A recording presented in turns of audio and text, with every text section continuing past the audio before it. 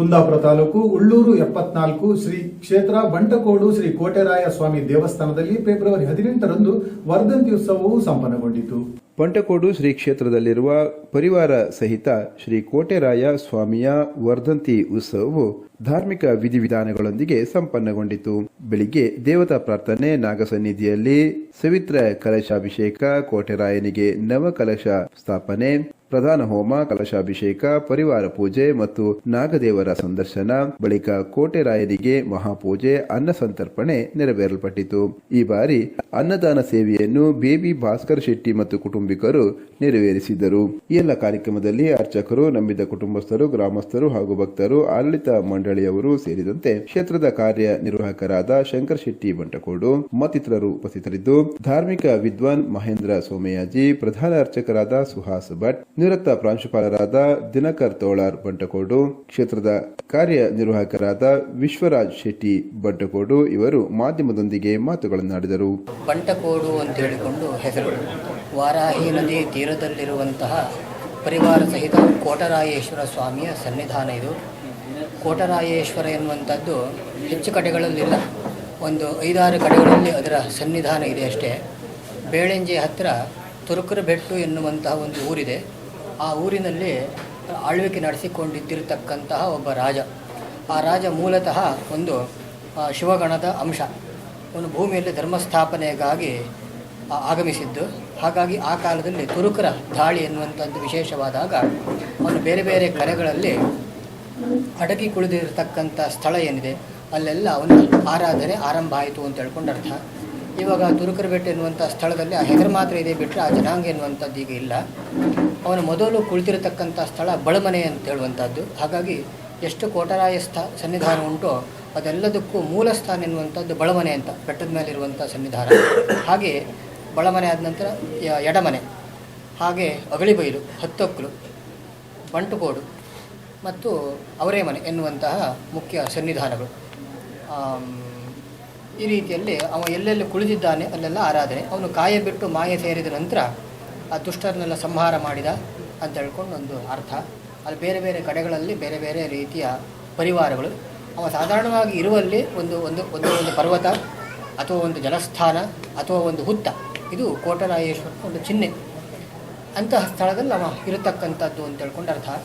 ಹಾಗಾಗಿ ಎಲ್ಲೋ ಒಂದು ಕಡೆಯಲ್ಲಿ ಒಂದು ಕೋಟರಾಯೇಶ್ವರನ ಒಂದು ಪ್ರತಿಷ್ಠೆ ಮಾಡೋಣ, ಹಾಗೆ ಪ್ರತಿಷ್ಠೆ ಮಾಡಲಿಕ್ಕೆ ಬರುವುದಿಲ್ಲ.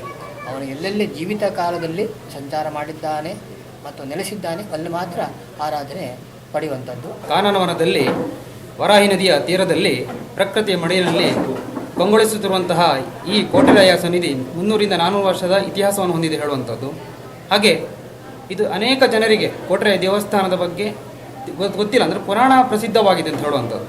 ಇಲ್ಲಿ ಪ್ರತಿ ಸಂಕ್ರಾಂತಿಗೊಮ್ಮೆ ಪೂಜೆ ಆಗ್ತದೆ ಹೇಳುವಂಥದ್ದು. ಹಾಗೆ ಫೆಬ್ರವರಿ ಟೈಮಲ್ಲಿ ವರ್ಷಾಂಪ್ರತಿ ವರ್ಧಂತಿಗಳು, ಹೋಮಗಳು, ಹಾಗೆ ಕಲಶಾಭಿಷೇಕ, ನಾಗನಿಗೆ, ಹಾಗೆ ದರ್ಶನ, ಚೌಂಡಿಗೆ, ಕೋಟೆರಾಯ ಮತ್ತು ಜಟಿಕಮಾಸ್ತಿ ಎಲ್ಲ ದೇವರ ವರ್ಧಂತಿ ಪ್ರತಿ ವರ್ಷ ನಡೆಯಲಿದೆ ಹೇಳುವಂಥದ್ದು. ನಮ್ಮ ತಂದೆಯವರು ಮುಂಚೆ ಇದರ ಪೂಜೆಯನ್ನು ಮಾಡ್ತಾಯಿದ್ರು, ಅವರ ಉಪಸ್ಥಿತಿಯಲ್ಲಿ ನಾನು ಮಾಡ್ತಾ ಇದ್ದೇನೆ ಹೇಳುವಂಥದ್ದು. ಇದು ಬಂಟುಕೋಡು ಕುಟುಂಬಸ್ಥರ ಮೂಲ ದೇವಸ್ಥಾನವಾಗಿ ಸಾಧಾರಣ ಒಂದು 300 ವರ್ಷಗಳ ಹಿಂದೆ ಇಲ್ಲಿ ನೆಲೆಯನ್ನು ಹೊಂದಿದಂಥ ಒಂದು ಇತಿಹಾಸ ಇದೆ. ನಮ್ಮ ಹಿರಿಯವರು ಈ ದೇವಸ್ಥಾನವನ್ನು ಸ್ಥಾಪಿಸಿ ಇದರ ಎಲ್ಲ ಕೈಂಕರ್ಯವನ್ನು ನಡೆಸಿಕೊಂಡು ಬಂದಿದ್ದು, ಈಗ ನಾವು 2-3ನೇ ತಲೆಮಾರಿನವರು ಈ ದೇವಸ್ಥಾನಕ್ಕೆ ಕೋಟೆರಾಯ ಸ್ವಾಮಿಯ ಸನ್ನಿಧಿಯಲ್ಲಿ ಜೀರ್ಣೋದ್ಧಾರವನ್ನು ಮಾಡಿ 16 ವರ್ಷಗಳನ್ನು ಕಳೆದಿವೆ.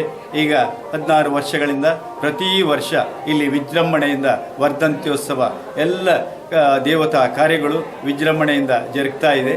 ಕೋಟೆರಾಯ ಸ್ವಾಮಿಯ ಸನ್ನಿಧಿಯಲ್ಲಿ ನಾಗ ದರ್ಶನ ಸೇವೆ, ಕೋಟೆರಾಯ ಸ್ವಾಮಿಯ ದರ್ಶನ ಸೇವೆ, ರಂಗಪೂಜೆ ಹಾಗೂ ಅನ್ನದಾನ ಸೇವೆ ಎಲ್ಲ ದೇವತಾ ಕಾರ್ಯ ಅನ್ನುವಂಥದ್ದು ವಾರ್ಷಿಕ ವರ್ಧಂತ್ಯೋತ್ಸವದೊಂದಿಗೆ ವಿಜೃಂಭಣೆಯಿಂದ ನಡೀತಾ ಬಂದಿದೆ. ಈ ಸ್ವಾಮಿಯು ಎಲ್ಲ ನಮ್ಮ ಕುಟುಂಬಸ್ಥರಿಗೂ, ಊರ ಭಕ್ತಾಭಿಮಾನಿಗಳಿಗೂ, ನಂಬಿದಂಥ ಭಕ್ತರಿಗೂ ಎಲ್ಲ ಸನ್ಮಂಗಳವನ್ನು ಉಂಟು ಮಾಡುವಂಥ ಒಂದು ಅಪರೂಪದ ಕಾರಣಿಕದ ದೈವವಾಗಿ ನಮಗೆ ಇಲ್ಲಿ ನೆಲೆಯನ್ನು ನಿಂತು ನಮಗೆಲ್ಲರಿಗೂ ದರ್ಶನವನ್ನು ನೀಡುವಂಥ ದೇವತಾ ಸ್ವರೂಪವಾಗಿದೆ. ಈ ದೇವರ ಮೂಲ ಸ್ಥಾನ ಬಳಮನೆ ಅಂದರೆ ಇಲ್ಲಿಂದ ಸುಮಾರು ಒಂದು 15 ಕಿಲೋಮೀಟರ್ ಅಂತರ ದೂರದಿದೆ. ಅಲ್ಲಿ ಅದರ ಮೂಲ ಸ್ಥಾನ ಬೆಟ್ಟದ ಮೇಲಿದೆ. ಆ ಬೆಟ್ಟದ ಮೇಲೆ ಇರೋ ಮೂಲ ಸ್ಥಾನ ಇದೆ. ಅಲ್ಲಿ ನಾವು ಈ ಕ್ಷೇತ್ರವನ್ನು ಜೀರ್ಣೋದ್ಧಾರ ಮಾಡುವಾಗ ನಮ್ಮ ಈ ಕುಟುಂಬದ ಹಿರಿಯರಾದ ಗಣಪತಿ ಶೆಟ್ಟರು ಅವರೀಗ ವಯಸ್ಸಾದ್ರಿಂದ ಇವತ್ತು ಇಲ್ಲೇ ಬರಲಿಲ್ಲ.